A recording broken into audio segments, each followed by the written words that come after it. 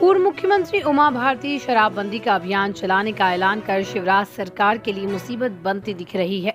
उन्होंने भोपाल में शराब दुकान में पत्थर मारकर सुर्खियां बटोरी, लेकिन सरकार और प्रशासन मौन रहा।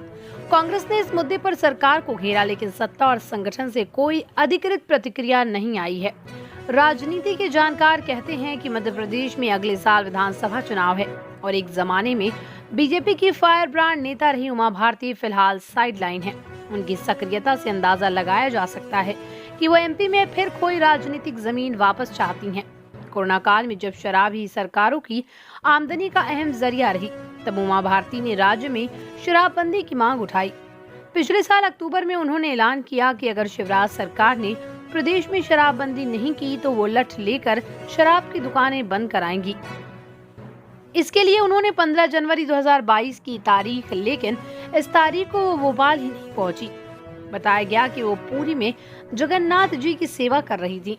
बाद में उन्होंने 14 फरवरी से आंदोलन चलाने की बात कही, लेकिन फिर गायब हो गई। ठीक एक महीने बाद 13 मार्च को वो भोपाल में एक शराब की दुकान पर पहुंची, शराब की बोतलों पर एक बड़ा पत्थर मारा और दुकान से निकल गई। उनकी इस हरकत पर सरकार और प्रशासन दोनों ही मौन है। भाजपा ने यह जरूर कहा कि उमा के इस आंदोलन से पार्टी का लेना देना नहीं है। राजनीतिक विश्लेषक मानते हैं कि उमा भारती बीजेपी का जाना पहचाना चेहरा है। वो केंद्र सरकार में कैबिनेट मंत्री रहीं, बतौर सीएम वो मध्य प्रदेश की कमान संभाल चुकी हैं। उन्होंने आक्रामक तेवरों के लिए जाना जाता है। हालांकि 2019 के लोकसभा चुनाव के बाद तस्वीर काफी बदली है। पार्टी ने उन्हें टिकट नहीं दिया था, तब से वो नई जिम्मेदारी के इंतजार में है। माना जाता है कि वो इस छटपटाहट में ही कुछ ऐसा करती हैं जिससे लाइमलाइट में रहें। पार्टी हाईकमान में उनकी लोकप्रियता घटी है, वो पॉलिटिकल सीन से भी गायब होती जा रही हैं। मध्य प्रदेश की राजनीति को समझने वाले कहते हैं, दरअसल उमा और शिव का पुराना बैर है। 2005 में शिवराज को उमा की मर्जी के खिलाफ मध्य प्रदेश का मुख्यमंत्री बनाया गया था। उसके बाद उन्होंने पहले उमा भारती को बीजेपी में हाशिए पर पहुंचाया, फिर पार्टी छोड़ने पर बाध्य कर दिया, लेकिन वो अपने मुंह से कभी कुछ नहीं बोले। बाद में उत्तर प्रदेश के जरिए उमा की बीजेपी में वापसी हुई। वो मोदी सरकार में मंत्री बनी, फिर निकाली भी गईं। पिछले लोकसभा चुनाव में उन्हें टिकट भी नहीं दिया गया। इस वजह से वो लंबे समय से परेशान है। उमा भारती ने शराबबंदी आंदोलन का ऐलान पिछले साल जनवरी महीने में किया था। तब उन्होंने कहा कि शराबबंदी का निर्णय लेने के लिए राजनीतिक साहस की जरूरत होती है। शराब माफिया राजनेता और ब्यूरोक्रेसी को अपनी जकड़न में ले लेता है।